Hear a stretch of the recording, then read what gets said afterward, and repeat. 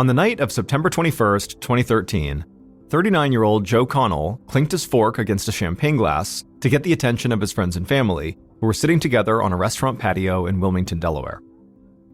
Everyone at the large table quieted down as Joe stood up and raised his glass. He looked over at his wife Olga sitting right by him, and he smiled at her. Then he cleared his throat and made a toast. He said that he still couldn't believe that he'd been lucky enough to meet and marry a beautiful, brilliant woman like Olga. And he was so excited to be there with the people they loved to wish her a happy 39th birthday. Everyone at the table shouted happy birthday, toasted Olga, and then drank their champagne. Olga blushed, and Joe laughed a bit. He knew how shy his wife could be when the attention was on her. But he sat down and put his arm around her and told her that she deserved all the attention. After all, this was her special day. A few minutes later, as the group was talking and eating, Joe felt his phone buzz in his pocket. He pulled it out and saw there was a text message. He read it, then quickly replied, and then jumped back into the conversation at the table. But pretty much right away, loud music began playing from inside the restaurant, and Olga immediately got excited. The music meant that the dance floor in this large restaurant and bar was now open, and the dance floor was one of the big reasons they'd chosen this place to celebrate here in the first place.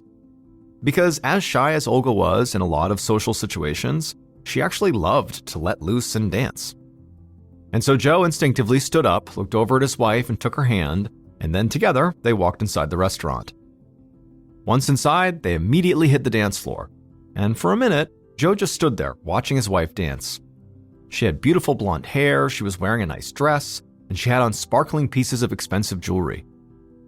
Joe had meant every word in his short birthday toast.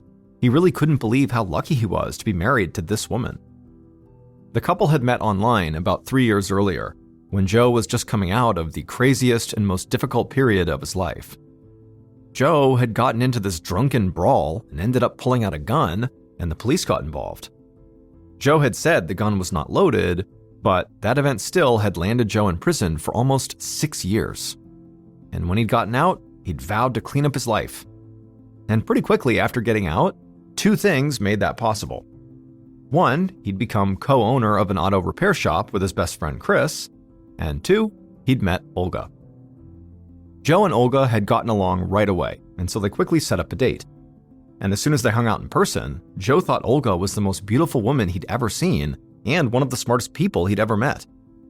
Olga had grown up in Russia, and while she was there, she'd received college degrees in physics and chemistry. Now, Joe never thought of himself as being a particularly smart guy. He thought he was just a really good car mechanic. But Olga, she fell for him the same way he fell for her. She thought he was funny and outgoing, and it didn't hurt that she thought he was handsome and in great shape. And so, not long after their initial meeting, they moved in together, and then eventually, in June of 2013, they got married, just a few months before Olga's 39th birthday. Back on the dance floor, Joe shouted over the loud music and told his wife how amazing she looked tonight. Olga wrapped her arms around his neck, and they started dancing together. And before they knew it, hours had flown by. The dance floor had all but cleared, and the restaurant staff was now starting to shut things down for the night. Joe and Olga said goodbye to the few friends who'd stayed to dance with them, and then they too left the restaurant.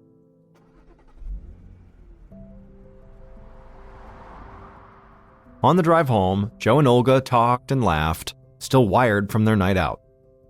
But at one point, Joe got this sad look on his face, and Olga asked if something was wrong. Joe shook his head and said he was just sorry that his little sister Kelly hadn't been at the party. Olga didn't say it, but she knew that Kelly hadn't just missed the party. Kelly had not been invited. Because Joe and his younger sister were in the middle of a full-on feud, and they had completely stopped talking to each other. And as much as it upset Joe not to have Kelly in his life anymore, he could not bring himself to reconcile with her. But Olga didn't want anything to spoil her perfect birthday, so she quickly changed the subject. And within a few minutes, Joe was laughing again.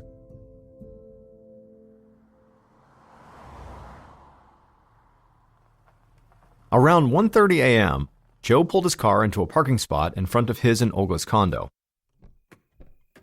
Olga got out of the car and headed down the walkway towards their front door. Joe moved kind of slowly and trailed behind her. Olga pulled her keys out of her purse. and right as she was about to unlock the door, she heard a strange noise coming from behind her.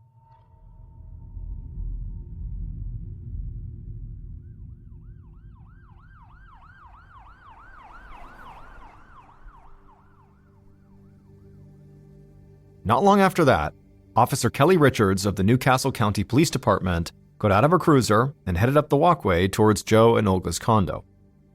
Just a few minutes earlier, emergency dispatch had been flooded with calls from people in the surrounding condos saying they had just heard gunshots, and one caller had been sure he could see a body. Richards was the first cop on the scene, but she saw paramedics crouched down by the front door of the condo, furiously trying to help someone who was on the ground. Richards approached, and she saw there was an unconscious blonde woman in a dress laying there. Blood was pouring from the woman's cheek and head onto the concrete, and Richards thought it looked like she'd been shot. The woman was still breathing though, but just barely. Richards saw there was a ring with several diamonds in it on the woman's finger. So Richards' first thought was that the attacker must not have been here to rob this woman. Officer Richards saw more paramedics rushing down the walkway with a gurney, so she moved out of the way. But as Richards watched the paramedics wheel this woman to a nearby ambulance, she realized something strange. Richards knew this woman. Suddenly, Officer Richards looked around and really took in the condo and the surrounding area, and then it hit her. This woman, who was being rushed to the hospital, was Olga Connell. Less than 2 months earlier, Officer Richards had worked a burglary case at this condo because someone had broken in and stolen a bunch of Olga's expensive jewelry. Just then, Richards heard cars screech to a stop in the parking lot, and it sort of snapped her out of her daze. She saw several police officers coming her way, looking at her expectantly, and she told them they needed to do a sweep of the area. And it didn't take long before Richards heard one of the officers calling her name. She saw the officer crouching down near some bushes a few yards away from the front door, and so Richards walked over and joined the officer. And there, half hidden by the bushes, she saw the body of a man who had been shot multiple times, and it was clear he was already dead. Officer Richards knelt down and shined her flashlight to get a clear look at the man's face, and right away she recognized him too. This was Olga's husband, Joe. Officer Richards had met with him several times during that burglary investigation. Around this time, Officer Richards looked over and saw the lead investigator, Detective Jamie Leonard, getting out of his car. Richards got up and walked over to him, but before she could say anything, Detective Leonard told her that he'd just gotten news that the woman who'd been found at the scene here had died on the way to the hospital. So they were now dealing with what looked like a double homicide. Officer Richards said she knew both victims. Their names were Olga and Joe Connell, and their condo had actually been robbed back in July. But Richards said that wasn't all. While the police had never arrested anyone in connection with that robbery, Joe Connell had suspected he knew who robbed them. And police had even interviewed this person. It was Joe's own little sister, Kelly.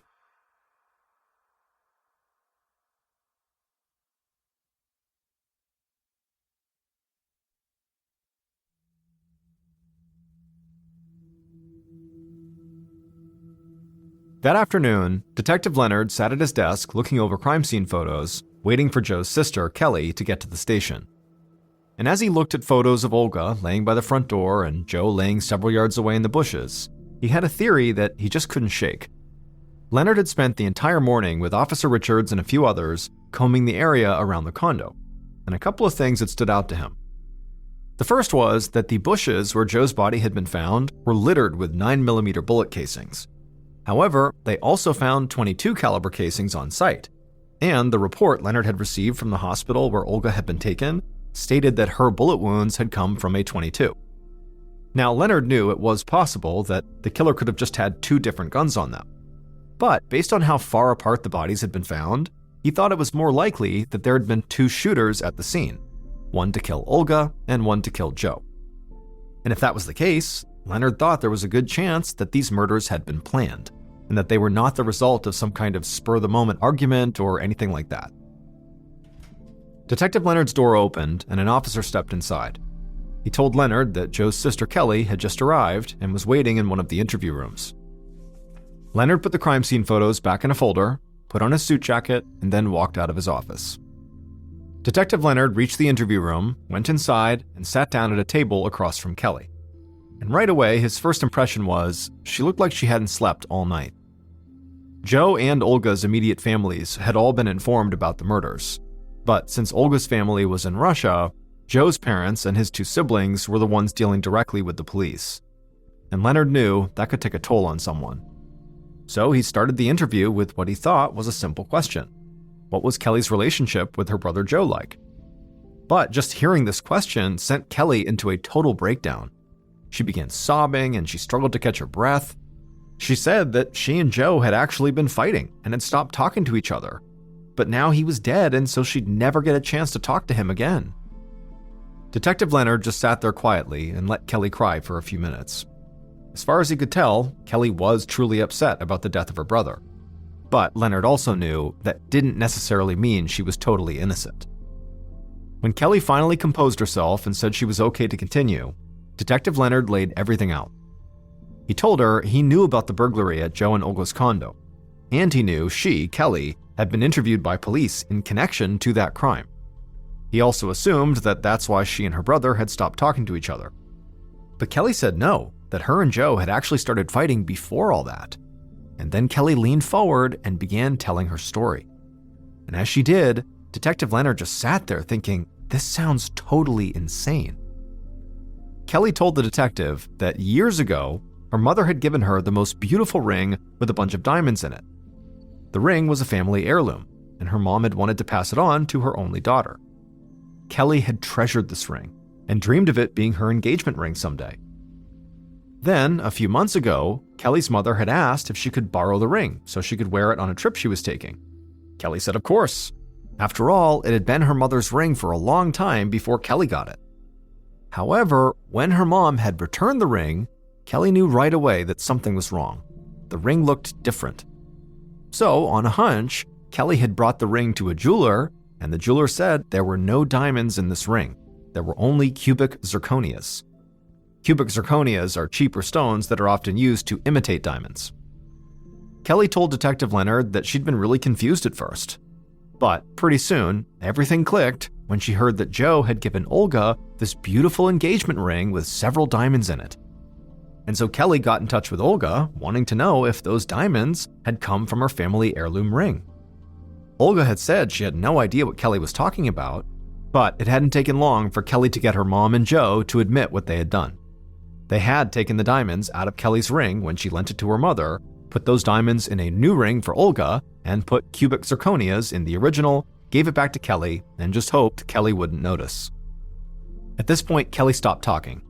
And at first, Detective Leonard really didn't know what to say. This was like the plot twist of a heist movie or something. But he quickly got back on track. He asked point blank if Kelly had broken into Joe and Olga's condo to try to steal the diamonds back, or to steal other jewelry to get back at Joe for what he'd done. At this point, Kelly broke down again. She said she had nothing to do with the burglary. And as angry as she was, Joe was still her brother, and she loved him. Leonard wrapped up the interview by asking Kelly where she had been when Joe and Olga had been killed. And Kelly said she'd been home alone. She knew that was not a great alibi, but it was the truth. After the interview ended, Leonard considered Kelly to be a major suspect. But he didn't have any concrete evidence to hold her, so he had to let her go. The detective had not slept in a while, but he had no intention of stopping anytime soon. And after Kelly's crazy story, he wanted to talk to someone outside of the family about Joe, someone who would not have been mixed up in the family feud and who hadn't swiped any diamonds. So Leonard headed across town to Joe's auto repair shop.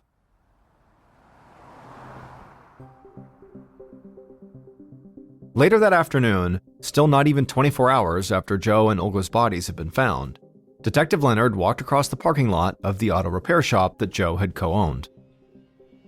He saw several mechanics hard at work on different cars, and he also saw a few guys who looked like they'd just come by the shop to hang out. They seemed a little strange to Leonard, but he didn't think too much about it. He walked into a small lobby, and he saw a man who looked like he was around 30 sitting behind the counter.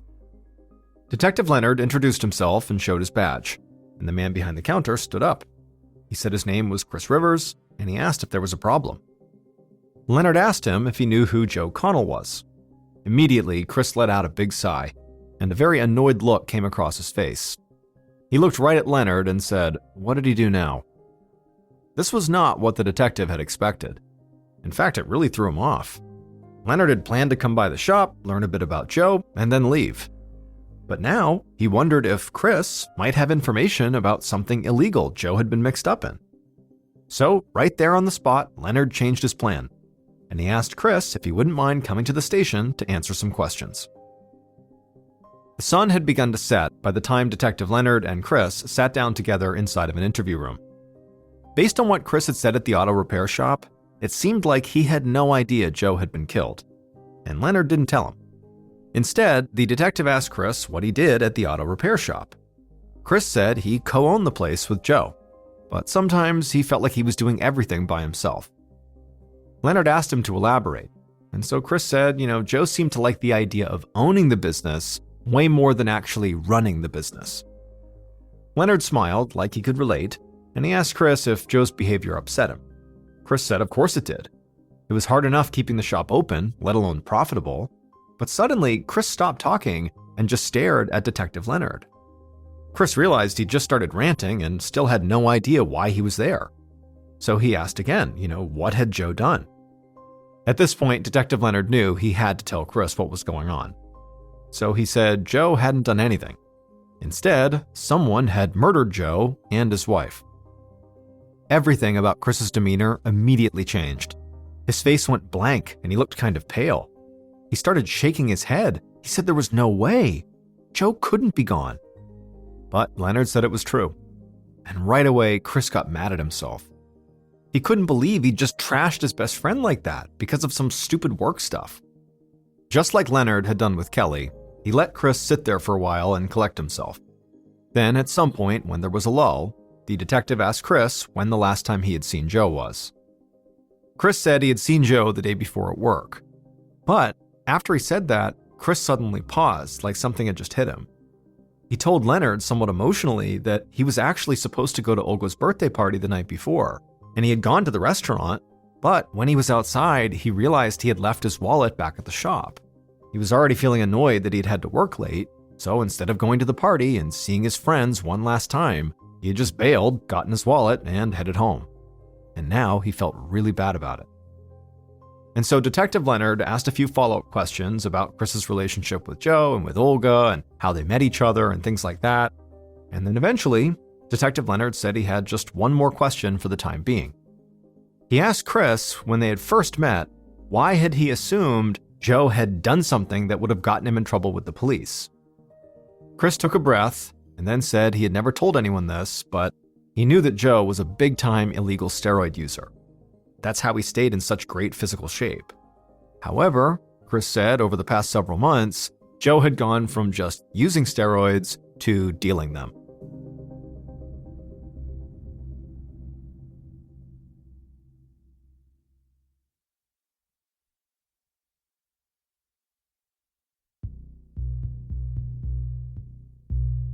In the days following the interview with Chris, Detective Leonard really started to dig into Joe's past, particularly his time in prison.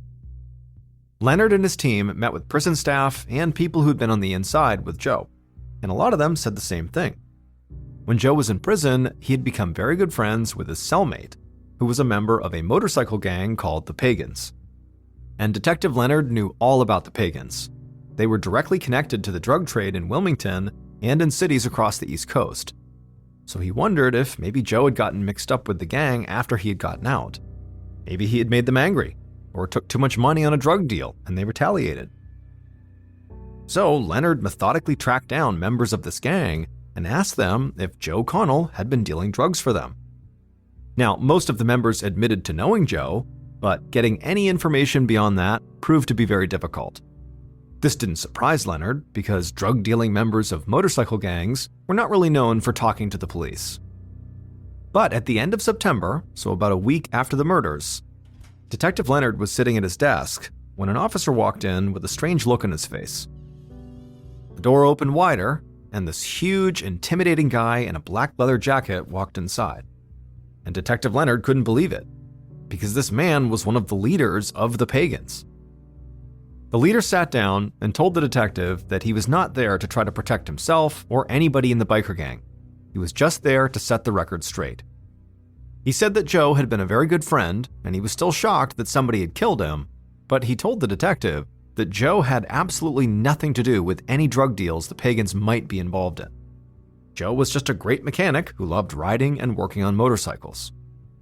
Now, Detective Leonard knew how utterly bizarre it was that this man had 1. Chosen to set foot in the police station, 2. Actually speak to a detective, and 3. Not even try to hide the fact that he had connections to the drug world. And so by the time this leader left, Leonard couldn't help but feeling like he must be telling the truth. Still though, the detective was not ready to just drop the drug lead altogether. Leonard did think Joe's sister Kelly was still a major suspect, but Olga had been wearing her diamond ring when she was found, so this being some kind of a drug-related hit, as opposed to a robbery attempt, made more sense to him. And soon, as his team kept looking into Joe's past, they found a new drug-related lead. That lead was a man named Josh Bay. Josh was a known drug dealer in town, and he had even worked as an FBI informant. But for Detective Leonard, the most important thing about Josh was that he seemed to spend a lot of his free time just sort of hanging out at Joe's auto repair shop. On October 4th, 2 weeks after the murders, Detective Leonard brought Josh Bay in for an interview. But it quickly became clear that this young man was not going to be all that helpful. In fact, Josh at first tried to play off that he didn't even know Joe or his business partner Chris. When Leonard pointed out that police had plenty of evidence that said he did know both men, Josh simply changed his story. He admitted he knew Joe and Chris, but only as the guys who worked on his car. Leonard pressed Josh, but it got him nowhere. Josh said he knew nothing about drug deals involving anyone at the auto shop, and he said he had no connection to Joe and Olga's murders. The detective didn't really believe anything Josh said, but he'd have to find proof that Josh was lying. So Leonard let him go, frustrated that he had good leads, but no clear evidence pointing to any of them.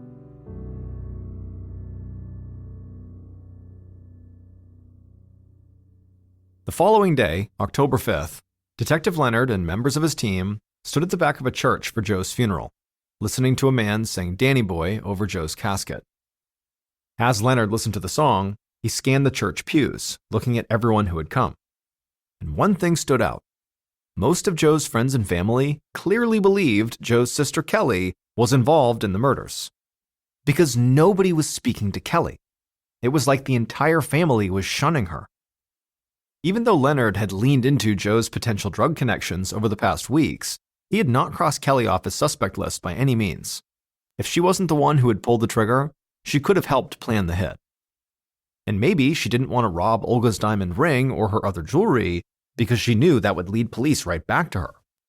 So, standing there in the church, watching Kelly stand there uncomfortably, Detective Leonard wondered if maybe the murders were just a classic case of revenge.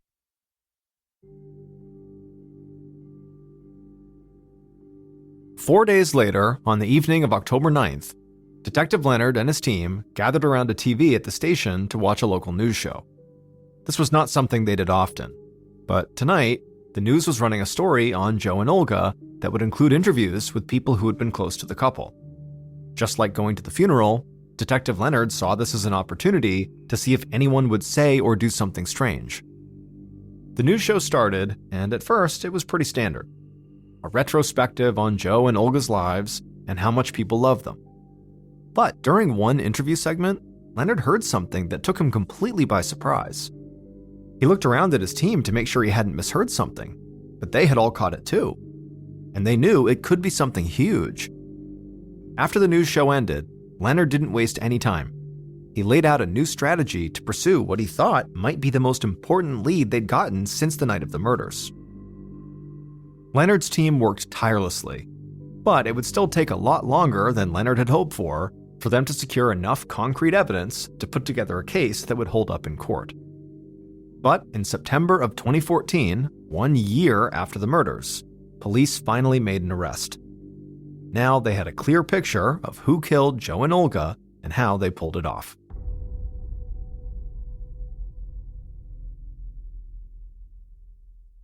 Based on details from that news show, evidence found at the crime scene, and interviews conducted over the course of a year, the following is a reconstruction of what police believe happened outside of Joe and Olga's condo in the early morning of September 22, 2013.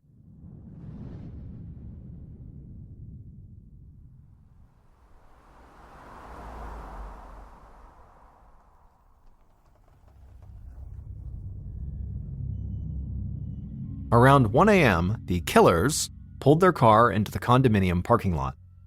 They wore all black clothes and black gloves. The driver lifted their shirt, pulled a 9mm handgun from their waistband, and checked to make sure it was loaded.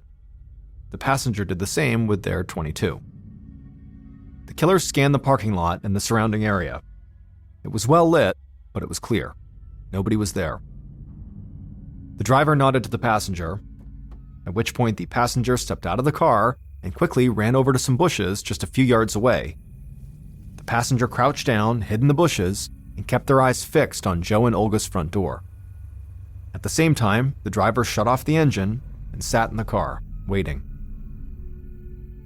About a half hour later, around 1:30 a.m., a car pulled into the parking lot. The driver could immediately feel themselves tense up. They looked out and saw a woman wearing a dress getting out of the car and heading up the walkway towards the front door, while a man followed shortly behind her.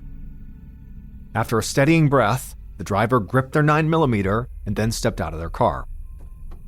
And at that exact moment, right as Olga and Joe had reached the front door, the passenger leapt out of the bushes where they'd been hiding, sprinted towards Olga, and fired off 3 quick shots at her. The bullets struck Olga in the head, cheek, and upper back, and she immediately crumpled to the ground, covered in blood. Joe, who was right behind her, screamed in horror, but as he ran towards his wife, the driver unloaded their 9mm from right behind Joe. He got hit multiple times, but he actually stayed on his feet. Joe stumbled forward and tried to run to the bushes, looking for any way out of here, but the driver pursued him and kept firing their gun. Joe took rounds in the chest, arms, legs, and the back of his head. Finally, he hit the ground and died in the bushes. The driver ran back to the car and climbed inside. The passenger was already there, panting and trying to catch their breath. The driver started up the car, threw it in reverse, and peeled out of the lot. A few minutes later, when the killers were clear of the condo, the driver eased off the gas and told the passenger to let the person who had hired them know that the job was done.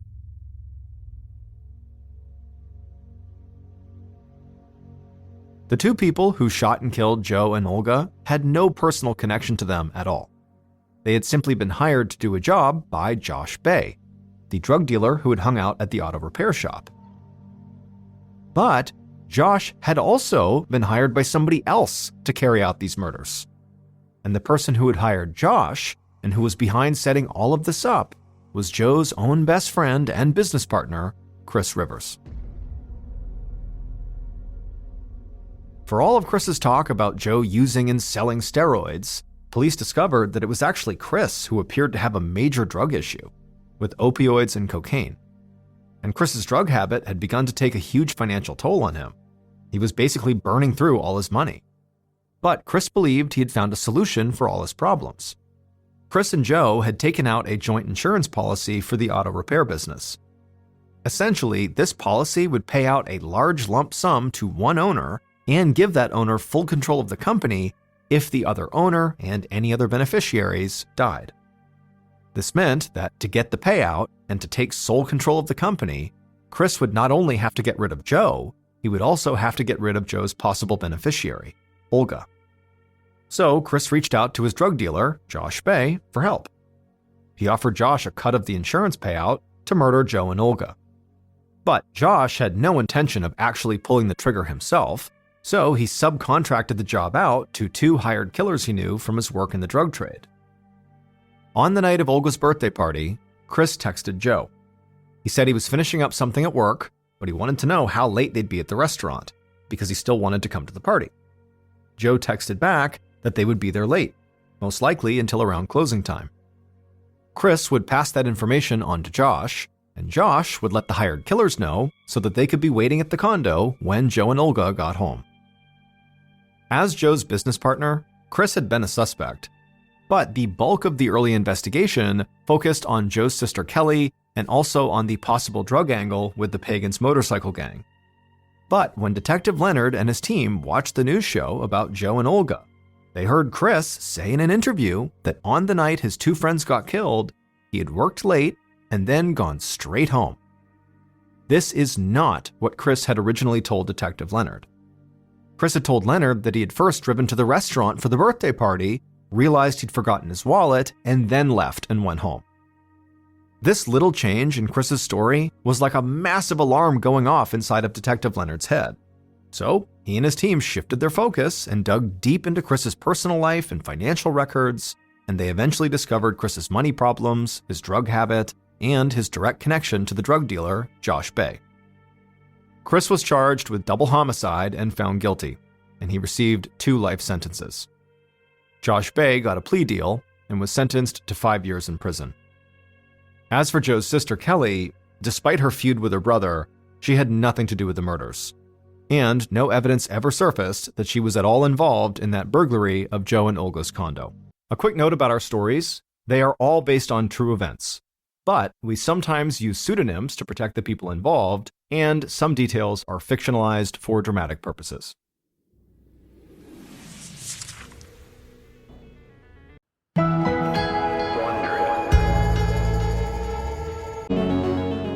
In 1993, David Lewis was an accomplished lawyer living in Amarillo, Texas, with his wife Karen and his 9-year-old daughter. He was known to be a devoted husband and father who spent much of his off time supporting various charitable causes. On January 28th of that year, Karen and their daughter decided to leave Amarillo and go to Dallas to spend the weekend shopping together. David, who would normally go with them, decided to stay home because he did not want to miss the Super Bowl, which was that Sunday, the 31st. So Karen and their daughter left, and then a couple of days later, on the 31st, they returned to Amarillo, and they actually got back to their house right after the Super Bowl had ended. And so they anticipated going into the house and finding David either cleaning up after himself or maybe watching the post game. But when they walked in, the TV was still on and turned to the channel the Super Bowl had been on, but David was nowhere to be found. Karen noticed that the VCR was actually still recording. David was known to record all major sports games and watch them again, and so clearly he had not turned off the recording. As Karen walked around the house yelling for her husband, she wasn't that concerned. She figured he must have stepped out or something,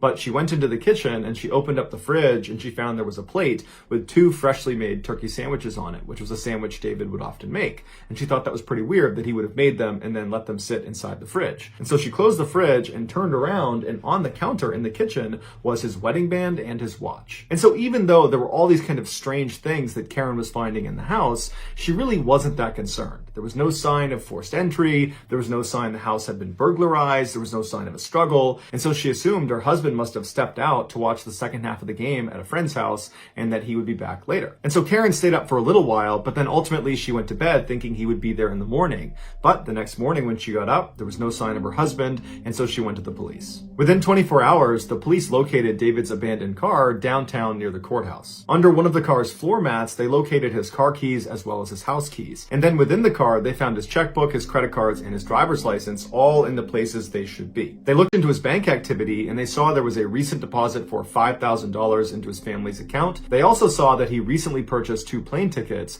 One was from Los Angeles to Dallas, and the other was from Dallas to Amarillo, but it wasn't clear if he had used either of these tickets. When Karen was told about the found car and the strange bank activity, she told police that her husband had recently told her that he actually thought he might be in danger because he was scheduled to give a deposition in Dallas later that month in a conflict of interest case between his old law firm and a wealthy client. And David was being pressured to cover up some of the wrongdoings of his previous law firm, and he just wasn't willing to do that. He told his family that he was going to tell the truth no matter who it hurt. David understood that put a huge target on his back. While police were certainly intrigued at this new information, they didn't have any evidence to support the idea that someone was actively trying to silence David. It was just a conspiracy. And so for 11 months, months, they looked for new leads and new information, but nothing came out, and David never popped up. He never called home. There was no sign of him. And so after 11 months, the police decided that David must have left of his own accord and that there was no foul play here, and so they closed the case. And after that, David's family unfortunately just had to accept the fact that he was gone and that more than likely no one was ever going to find him again. But in 2004, a state trooper in Washington state was on the internet just researching unsolved mysteries, and he came across a picture of David Lewis. And immediately he recognized that he looked exactly like an unidentified victim of a hit and run case he covered back in 1993. And so he pulled up the details of this hit and run, and he found the victim had been struck a day after David Lewis had gone missing. When this John Doe got hit, he was dressed head to toe in military clothing. He had no bags, he had no ID, and he was walking aimlessly down Highway 24 in Washington state, so 1,600 miles away from Amarillo, Texas, where David Lewis had gone missing. But despite the enormous distance between these two events, this trooper was convinced David Lewis was this John Doe. But as he's looking at the picture of David Lewis, he realizes he has glasses, and he didn't think the John Doe was wearing glasses. But just to be sure, he checked the belongings list of the John Doe, and it said he did have glasses. And it was the exact same kind that David was wearing in the picture. And eventually, DNA would confirm that David Lewis was the John Doe. Now, this solved the mystery of where David Lewis went, but it did not solve the mystery of why he went there. Why did David go to Washington, a place where he has no ties? And if David was the one who hit record on his VCR on the night of the Super Bowl, that means he would have only had less than 24 hours to move 1,600 miles to Washington state without his car. And why was he wearing military clothing? Was that his clothing? Did he buy it? Did someone make him wear it? Where was his luggage? What was he doing walking down the highway? David's assertions to his wife that his life was in danger, his demeanor as a loving family man, and the nature of his job as an attorney has many people, his family included, believing that he was the victim of foul play. But officially, the police have said David left the house of his own accord and his death was ruled an accident. In 2000, Mary Lou Morris was a 48-year-old loan officer at a Chase Bank in Houston, Texas. On the morning of October 12th, Mary Lou said goodbye to her husband, Jay, and she headed off to work. That afternoon, Jay gave his wife a phone call, but she didn't pick up. He left her a message, and she never got back to him. This was very unlike Mary Lou, and so Jay was a little bit concerned. At 5 p.m., when he still hadn't heard from her, Jay called her back, but again, she didn't pick up.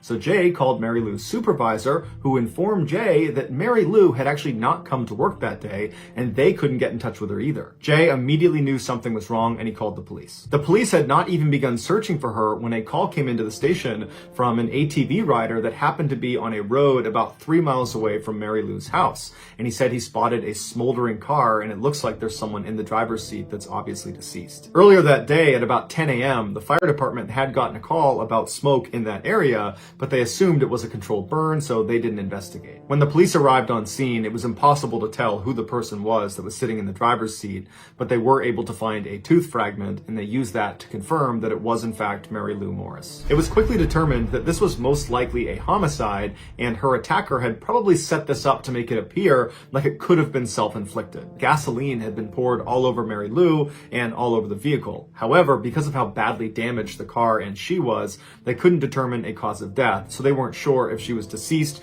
when she was placed in the car and it was lit on fire, or if she was in the car and the fire was the cause of death. A number of Mary Lou's valuables were still inside of the car, but her wedding ring was not on her finger. Mary Lou's family and the community at large were shocked. They just could not understand why anybody would want to target such a nice person that had no enemies. The day after Mary Lou's death, a local Houston newspaper received an anonymous call from a guy who just said Mary Lou's death was an accident. And the newspaper tried to get more information, but the person hung up and they couldn't trace the call. At the same time this drama was unfolding for Mary Lou Morris, another drama was unfolding for another Houston woman with the same name. 39-year-old Mary McGinnis Morris was a successful nurse practitioner who by and large got along with all of her coworkers with one exception. A new employee at the clinic, a male nurse named Dwayne Young, was making her feel really uncomfortable. One day when Mary McGinnis got back to her desk, she found all of her pictures of her family had had been flipped onto their faces, and in the middle of her desk was a piece of paper that just said "Death to her." And she knew right away this had to be Dwayne, but she had no way to prove it. And so that night when she went home, she told her husband, Mike, about this guy, Dwayne, and she said, "I don't feel safe at work. Can you teach me how to shoot a gun?" And so he did. He taught her how to shoot a gun,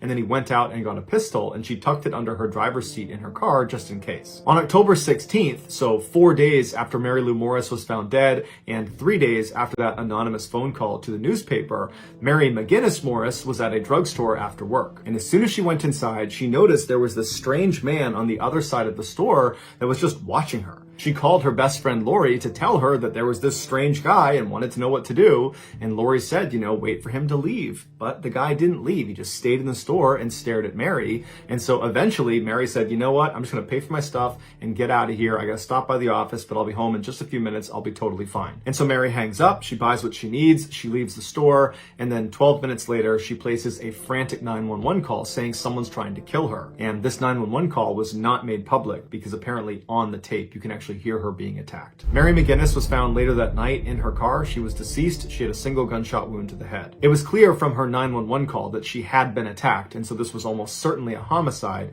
However, her attacker tried to stage it so it looked like it was self-inflicted.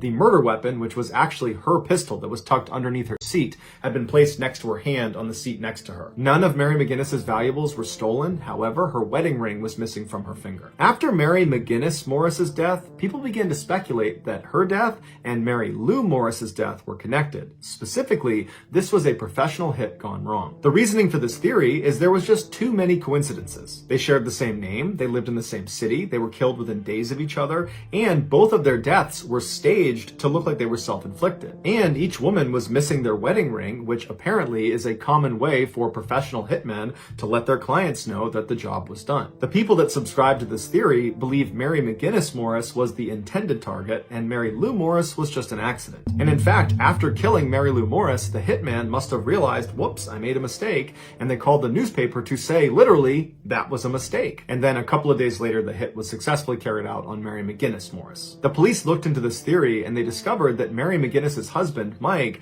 had recently accused her of cheating on him, and he was really upset about it. He also refused to take a polygraph test and would not allow his daughter to talk to the police. And Mary McGinnis had a $700,000 life insurance policy that Mike was in line to receive. And so immediately everybody's like, okay, obviously Mike put a hit out on his wife and that's what started this whole thing. But when they dug into it, they realized that no matter how upset Mike was, there wasn't any evidence that tied him to the killing of his wife or to Mary Lou Morris, and so he was ruled out as a suspect. As for Mary McGinnis's co-worker, Dwayne Young, who wrote "Death to Her" on her desk, it was clear that he did not like Mary, but he was ruled out as a suspect as well. And unfortunately, that's where both of these cases go cold. To date, no one's ever been charged in either murder. In 1996, Blair Adams was 31 years old and living in Surrey, British Columbia. Although in the past he had struggled with substance abuse and alcoholism, over the previous 2 years he had really gotten his act together and got a great job as a foreman at a local construction company. He was known to be a cheerful and friendly guy that did not have any known enemies. But that summer, Blair started exhibiting uncharacteristic mood swings that his mother would describe as being frequent and wild. In a matter of weeks, Blair transformed from being very calm and relaxed and friendly to being totally panicked all the time and always looking over his shoulder, and he was so stressed out he couldn't sleep at night. And he began telling his coworkers that he was fairly certain someone was trying to kill him. And they would say to him, "Blair, I don't think you're okay. You really need to see a doctor." When his mother confronted him about his erratic, paranoid behavior, he told her, "Mom, I really shouldn't tell you about it." And she said, "What's it?" And he said, "Mom, I can't say anything else." And that was it. She could never get any more information out of her son. Blair's strange behavior came to a head on Friday, July 5th, when he went to his bank and withdrew all of the cash out of his account, totaling $6,000. And he also emptied his safety deposit box, which contained thousands of dollars worth of jewelry and gold. 2 days later, on Sunday, he left his house and drove 30 minutes to the Canada-USA border, and he attempted to enter the United States. But being a single guy carrying a bunch of cash and jewelry and acting really nervous, He fit the profile of a drug trafficker, and so he was denied entry. Frustrated, Blair left and went back to his house, and the next day, which was Monday, he went to his construction site and he abruptly told his boss that he was quitting. And he didn't even pick up his final paycheck, he just left. After leaving the construction site, he went straight to the airport where he promptly purchased a $1,600 round trip to Frankfurt, Germany. Although we don't know why he wanted to go to Frankfurt, Germany, he did work there briefly the year before. His flight was supposed to leave the following day, which was Tuesday, but immediately after purchasing this plane ticket, Blair suddenly decided that he needed to try again to cross into the USA. So he rushed to a friend's house, he knocked on her door, she opens it up and he looks totally disheveled, and he's telling her that someone's trying to kill me, I need your help getting across the border, I just got rejected a couple of days ago, can you please drive me across, you got kids, it'll look much more convincing, can you do that for me? And she was really spooked by his behavior and felt like this is not something I want to get involved with, and so she said, sorry, I can't help you. So Blair headed home where he hid out for the day, and then the next day, Tuesday, he went to the airport, but instead of getting on his flight to Frankfurt, Germany, he went to the front desk and requested a refund, and it was granted. He told them that the person he was going to meet in Germany had gotten sick, and so now he couldn't go.